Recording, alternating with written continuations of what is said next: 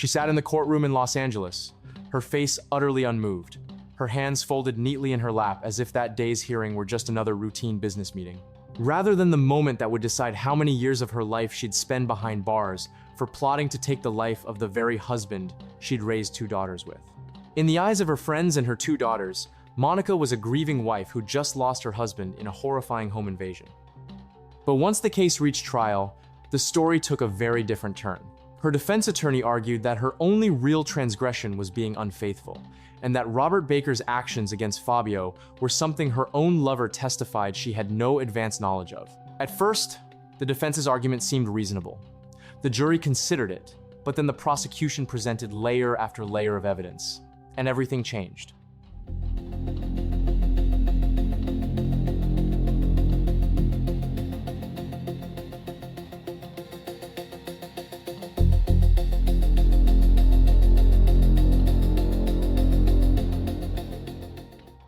What you're about to see is the moment Monica Sementilli realized that the calls and texts she'd exchanged with her lover outnumbered everything she'd ever given her husband and her 2 daughters combined, and that the recordings made during her time in custody, where she still whispered affection for Baker instead of grieving her husband's passing, would become the very thing that convinced the jury she was no innocent, merely unfaithful wife. And every detail you're about to see has been verified through the Los Angeles Police Department's investigative files, recordings the prosecution presented in court, Robert Baker's testimony, and the official sentencing record from the California court. This is a case that stunned both Hollywood's beauty industry and the Woodland Hills community. A celebrated hairstylist, beloved by the entertainment world, met his end right in his own backyard at the hands of his wife's lover, while she played the part of a grieving widow for months afterward.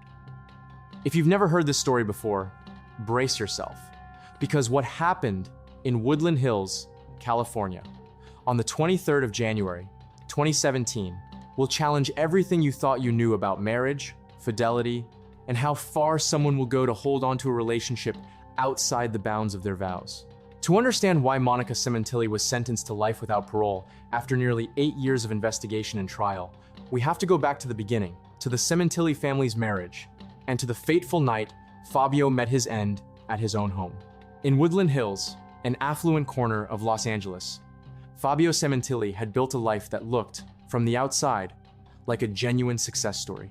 Born in Canada, he had risen through the beauty industry to become Vice President of Education for Wella, the professional hair care division of Procter & Gamble. He had styled the hair of celebrities including Jennifer Lopez and Jennifer Love Hewitt, and colleagues affectionately called him Big Daddy, a nickname earned through his passion for mentoring younger stylists coming up in the industry. At home, Fabio shared his life with his wife, Monica Sementilli, and their 2 teenage daughters, Jessica and Isabella, in a comfortable house that, to friends and neighbors, seemed to hold nothing but an ordinary, happy family. That appearance began to crack sometime around 2016, when Monica started taking racquetball lessons at an LA fitness location. Her instructor was a man named Robert Baker, someone friends would later describe as carrying an unmistakable presence. Muscular, confident, magnetic in a way that seemed to draw people in. What Monica reportedly did not know when she began an affair with Baker was his past. Years earlier, in 1993, Baker had been convicted of lewd conduct involving a minor, and he had also spent time working as a performer in adult films. None of that surfaced yet.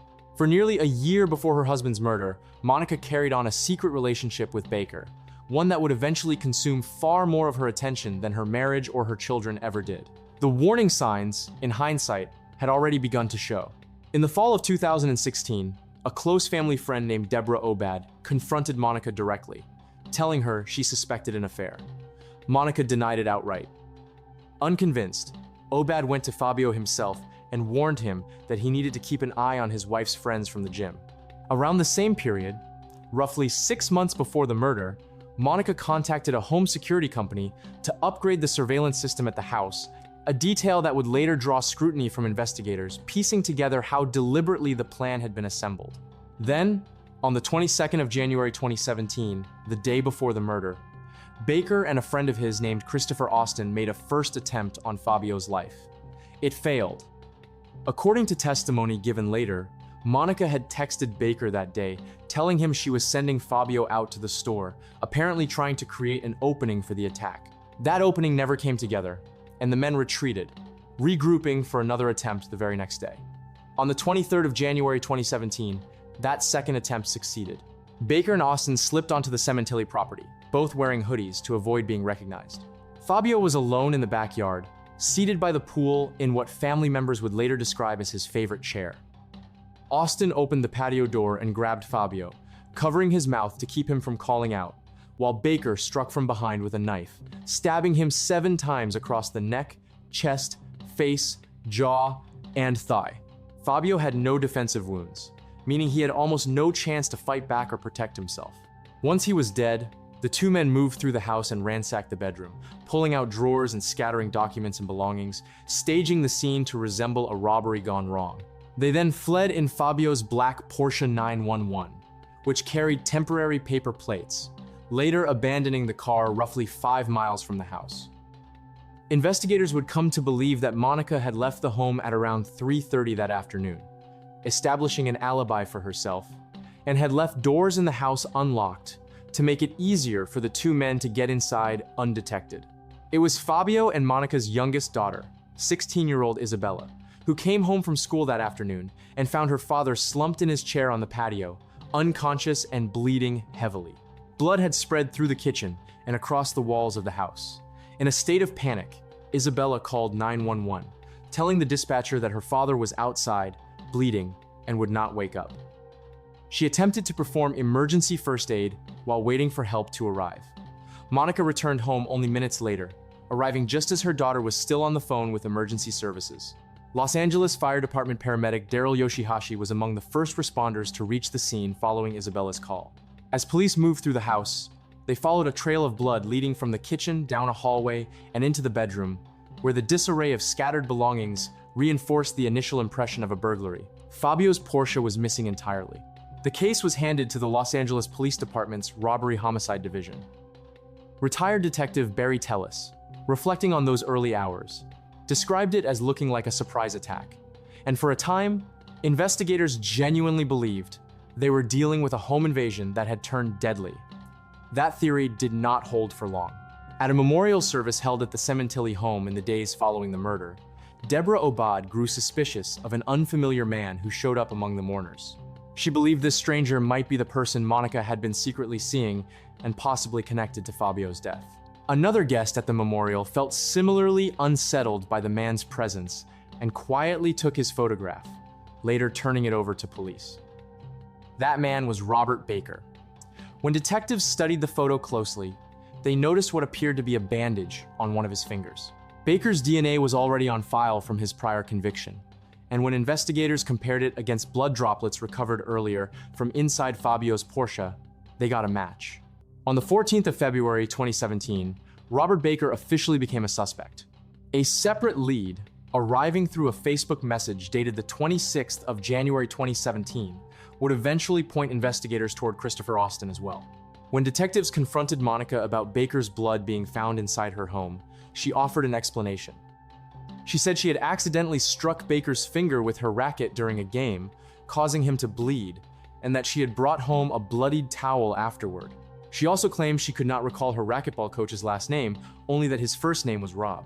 As the investigation widened, detectives discovered that roughly half of all of Monica's phone and text communications were with Baker, more than her combined contact with her husband and both daughters put together.